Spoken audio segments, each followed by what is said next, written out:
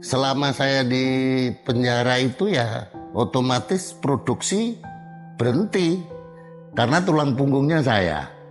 Jadi setelah saya tidak ada, istri tidak bisa jalan. Jadi usaha berhenti.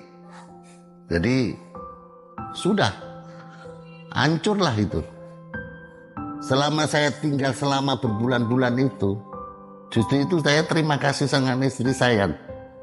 Saya sudah bisa menafkahi semuanya pada istri. Alhamdulillah, istri masih bisa berusaha bagaimana mendapatkan uang dengan masih. Karena waktu itu saya masih membiayai 2 orang anak sekolah.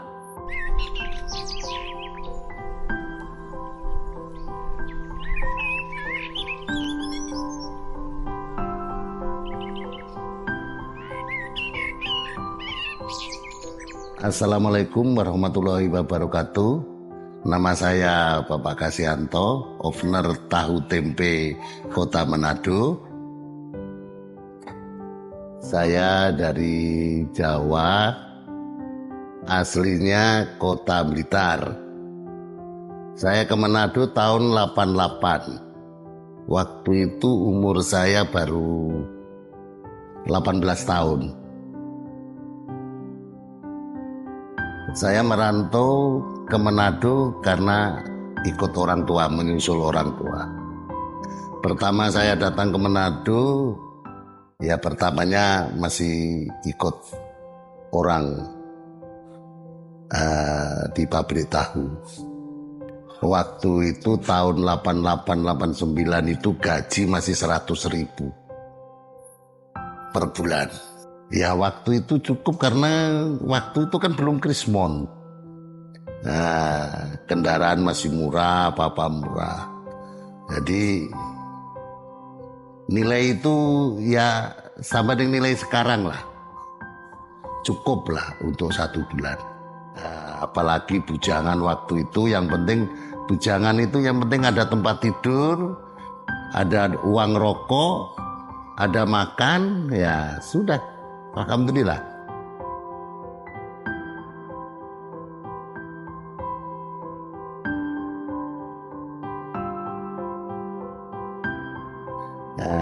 Saya kerja orang itu sekitar 2 tahun sampai tahun 90. Baru saya keluar bantu orang tua jualan di pasar. Karena ibu saya waktu itu masih ambil-ambil tahu pak orang, ya karena saya sudah pengalaman di tahu so pernah kerja, akhirnya daripada orang tua saya ambil tahu pak orang, akhirnya saya bikin sendiri, orang tua yang jual. Ya hal baik yang ibu ajarkan itu cara berjual. Karena berjual itu kan kelihatannya gampang, padahal berjual itu ya minimal orang itu harus ramah, banyak senyum, dan jujur dong. Jadi kalau kualitas baik, bilang baik. Kalau kualitasnya memang tidak layak dijual ya terus terang aja tidak dijual begitu. Itu yang mama yang ajarkan dong.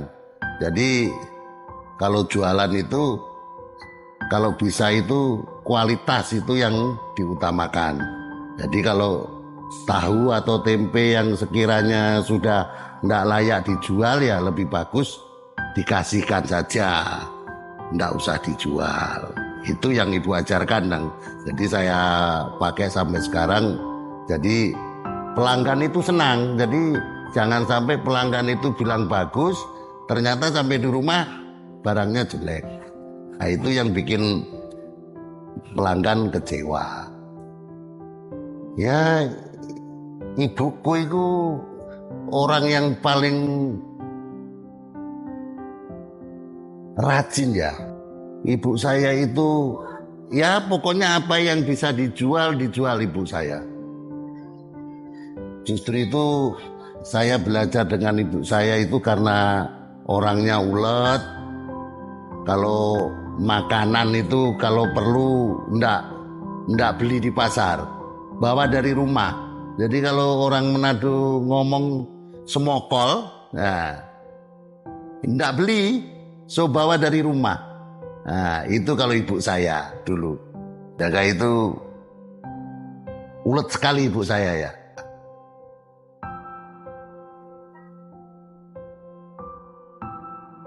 Ya terima kasih sekali lah sama ibu saya. Mungkin karena ibu saya sampai bisa di sini, bisa sampai sekarang ini. Ya kalau ibu saya ada ya apa ya? Saya mesti terima kasih sekali lah sama ibu saya karena belajar dari ibu saya keuletannya, kegigihannya bekerja. Itu yang sampai sekarang melekat sama saya itu.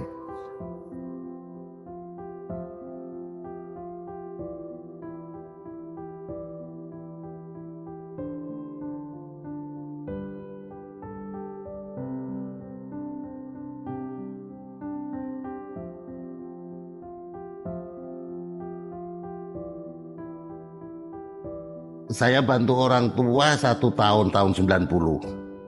Habis itu saya ingin merantau sendiri, akhirnya saya merantau ke Amurang.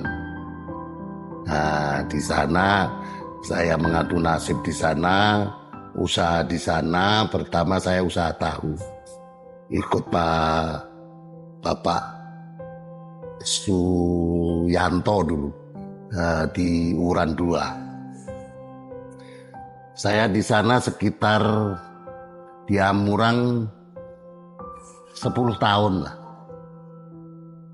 Saya tinggal di Amurang pertama tahun 91, awal-awal 91. Saya kerja Bapak Yanto, jualan di Amurang.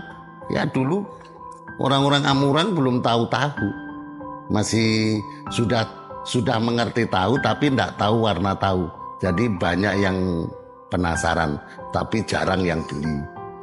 Dulu waktu itu kan masih tahu murah lah. Mungkin 1012 biji itu dulu tuh. Masih sulit lah. Sedangkan giling produksi 25 kilo aja enggak bisa habis satu hari. Nah, akhirnya bertahan terus, diusahakan supaya tahu laku. Akhirnya tahun 92 sampai 93 tahu semulai dikenal di Amurang. Semulai lancar, tahu itu mulai lancar, semulai banyak yang tahu. Akhirnya tahu, so ada yang ke gunung, ada yang ke Motoling, ada yang ke Tengah, pokoknya sudah menyebar kemana. Akhirnya tahu semulai dikenal di Amurang. Nah, akhirnya saya pikir umur juga sudah dewasa, so mulai mikir rumah tangga. Akhirnya saya menikah tahun 93. Setelah saya menikah, saya masih usaha tahu itu. Karena saya di tahu itu cuma sewa orang punya tempat, jadi kan belum milik sendiri. Pak Yanto punya pabrik itu. Akhirnya yang punya bilang usahanya mau dibikin baik kayak, dibikin bagus kayak. Akhirnya saya diberhentikan. Katanya itu pabrik mau bikin bagus mau apa. Akhirnya saya sudah usaha tahu. Saya akhirnya jualan sayur. Jualan sayur dari tahun 93 sampai tahun 2000. Akhir 2000, awal-awal 2001, Amurang kena bencana waktu itu. Semacam ya banjir bandang lah waktu itu. Akhirnya Amurang itu terisolasi, sudah bisa kemana-mana. Akhirnya saya tidak bisa jualan apa semua. Karena anak saya masih kecil, jadi akhirnya saya berpikir kalau saya di Amurang terus, nggak bisa hidup ini kalau di Amurang terus. Akhirnya saya berpikir bilang sama istri lebih bagus pulang ke Manado. Tahun 2001 saya ke Manado. Akhirnya saya di Manado, alhamdulillah, karena pengalaman di Amurang liku-liku di Amurang, akhirnya saya pakai di Manado, saya usaha di Manado, akhirnya saya buka pabrik tahu di Manado. Saya jualan di Karombasan. Alhamdulillah saya bisa, ya boleh dikatakan sukses lah. Saya sudah punya rumah sendiri, bikin 2 rumah, sudah punya mobil juga. Ya namanya kehidupan itu ya. Di tahun 2016 sampai tahun 2018 itulah titik rendah kehidupan saya. Banyak sekali cobaan waktu itu saya. Sampai-sampai saya itu kena kasus dan saya bisa masuk penjara waktu itu. Tahun 2018. Karena saya mulai banyak dikenal orang, mulai banyak teman. Akhirnya ya tidak semua teman itu baik. Akhirnya saya ditipu teman sampai saya kena kasus itu. Saya kena vonis 10 bulan subsidiar 2 bulan. Saya jalani 7 bulan. Saya keluar tahun 2019. Saya keluar. Ya kalau namanya di penjara itu ya, sampai saya itu nggak habis pikir. Saya sendiri sampai menangis itu. Selama 3 bulan itu saya itu nggak terima nang. Kok bisa saya itu masuk di sini itu sampai masuk di penjara itu sampai bisa itu sampai kita itu apa yang saya perbuat itu sampai saya kena kasus begini. Jadi di titik itulah akhirnya saya itu mulai mikir. Mungkin di kemarin-kemarin itu saya kurang bersyukur. Akhirnya saya di penjara itu saya bisa merenung.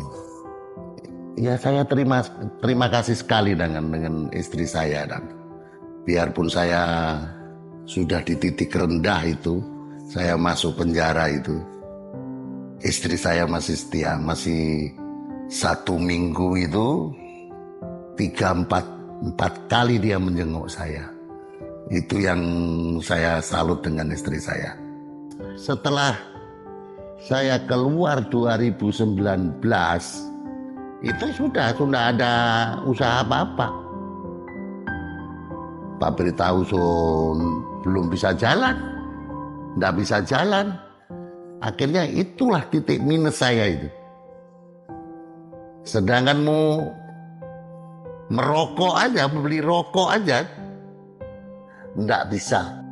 Kita itu sebetulnya malu ya menangis itu. Tapi karena keadaan saya dengan lihat anak saya berangkat sekolah, terkadang melihat saya, Pak mau biasanya minta duit ini Pak Haga, mungkin mau minta duit Pak kita mungkin karena orang tua nggak punya, itu aja saya sampai menangis saya. Karena anak sendiri mengerti, apalagi mintai duit bapak beli rokok aja nggak mampu. Itu semua istri saya itu yang usaha itu. Nah, alhamdulillah dengan bantuan saudara-saudaraku, akhirnya saya dikasih tempat dengan usahanya, suruh kelola. Nah, nanti kalau sudah ada rezeki suruh bayar itu tempat itu.